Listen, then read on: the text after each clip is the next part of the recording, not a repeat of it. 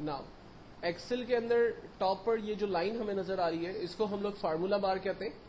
Formula बार basically एक ऐसा area के जहां पर एक्सेल पे लगाए हुए तमाम फार्मूले और आमतौर पर लिखे हुए तमाम टैक्स हमें नजर आते हैं. मिसाल के तौर पर मैं इस वक्त एक पहला टैक्स टाइप करता हूं.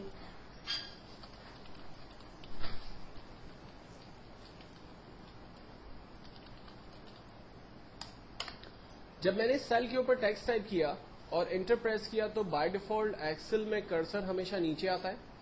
अब एरो की प्रेस करने से मुझे पता चल रहा है कि इस सेल पर कौन सा टैक्स टाइप हुआ है. तो एक पूरा सेंटेंस जो मैंने इस सेल के ऊपर टाइप किया वो हमें यहां पर इस फार्मूला बार के अंदर नजर आ रहा है. एक चीज हमेशा क्लियर रखना कि जिस सेल के ऊपर आप टैक्स टाइप करते हो एक्चुअल में टैक्स उसी सेल की प्रॉपर्टी होती है. क्योंकि सेल की साइज छोटी है इसलिए जगह ना होने की वजह से रिमेनिंग टैक्स जो है वो दूसरे सेल पर हमें नजर आ रहा है.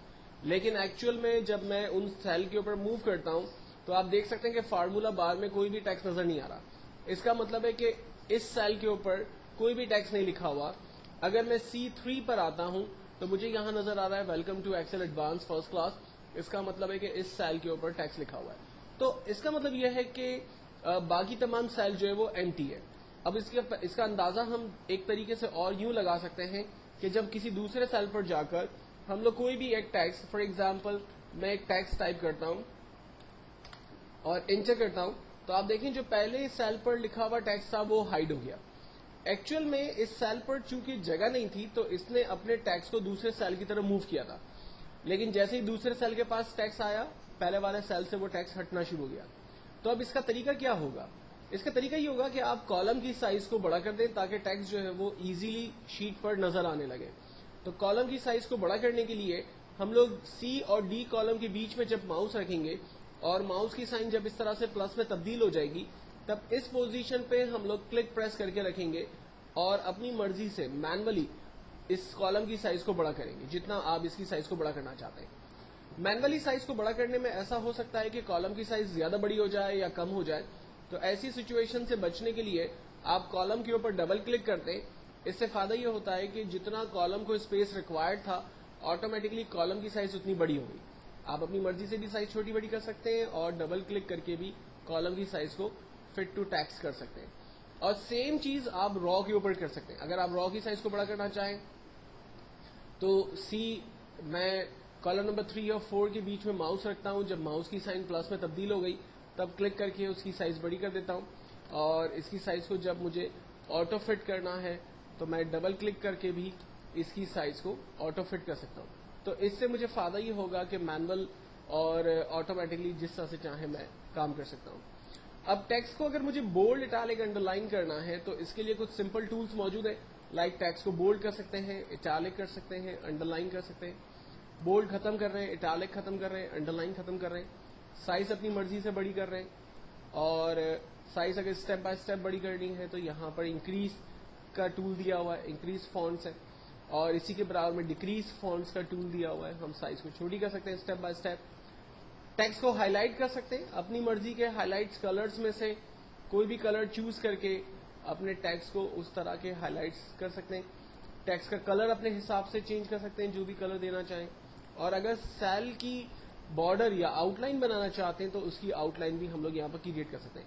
ये जितना भी काम मैंने किया बेसिकली ये तमाम फॉन्ट के टूल्स में से मैंने किया. ये फॉन्ट का एक ग्रुप है. इस तरह से डिफरेंट ग्रुप्स यहाँ पर मौजूद है. जैसे क्लिपबोर्ड का एक ग्रुप मौजूद है, जैसे अलाइनमेंट का एक ग्रुप है, जैसे नंबर का एक ग्रुप है. तो इन ग्रुप्स के अंदर उससे रिलेट टूल्स आपको यहाँ पर मिलेंगे.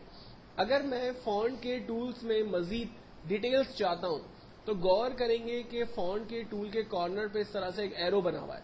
अगर एरो मौजूद होगा तो इसका मतलब है कि यहाँ पर मजीद ऑप्शंस मौजूद है. आप उसमें जाएंगे और यहाँ पर दिए हुए ऑप्शंस में से मजीद ऑप्शंस जो भी आपको चाहिए वो आप ले सकते हैं. जैसे यहाँ पर नंबर के ऑप्शंस हैं, अलाइनमेंट है, फॉन्ट है, बॉर्डर है, फिल है और प्रोटेक्शन है. इन तमाम स्टेप्स को हम लोग आगे डिस्कस करेंगे.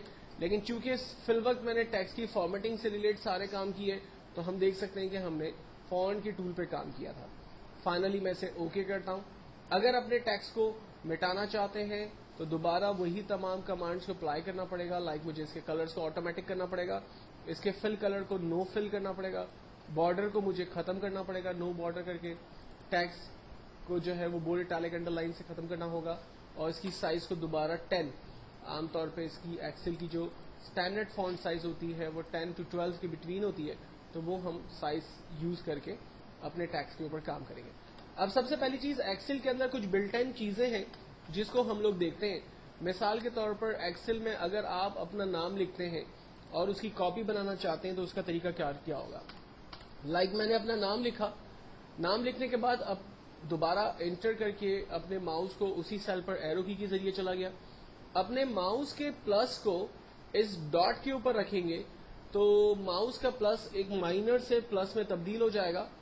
اس پوزیشن پر رہتے ہوئے، ماؤس کے پلس کو اس پوزیشن پر رکھتے ہوئے آپ جسٹ ڈریگ کریں گے تو اس کی نمبر آف کاپیز دیکھیں گے جنریٹ کر دے گا. اچھا، انفارچونیٹلی میرے پاس جو ہے وہ ایک پہلے سے فارمولا فٹ ہوا ہے تو وہ اس کی کاپی بنا رہا ہے، ادروائز جو ہے وہ یہ صرف اس کی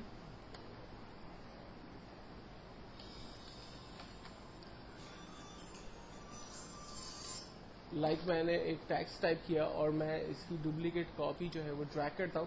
آپ دیکھیں اس کی نمبر آف کاپیز جو ہے وہ اس نے جنریٹ کر دی، اور سیم طریقے سے ماؤس کو رکھ کر جب رائٹ سائڈ ڈریگ کیا تو اس کی نمبر آف کاپیز اس نے مزید جنریٹ کر دی. اسی طرح سے اگر مجھے سیٹرڈے ویک کے ڈیز لکھنے ہیں تو میں نے جسٹ سیٹرڈے ٹائپ کیا، اپنے ماؤس کے پلس کو ڈاٹ کے اوپر رکھا اور ڈریگ کیا تو ویک کے ڈیز اس نے جنریٹ کر دیے. اگر میں منتھ ٹائپ کرتا ہوں لائک جنوری اور ڈریگ کرتا ہوں تو یہ منتھ جو ہے وہ اس میں جنریٹ ہو رہے ہیں.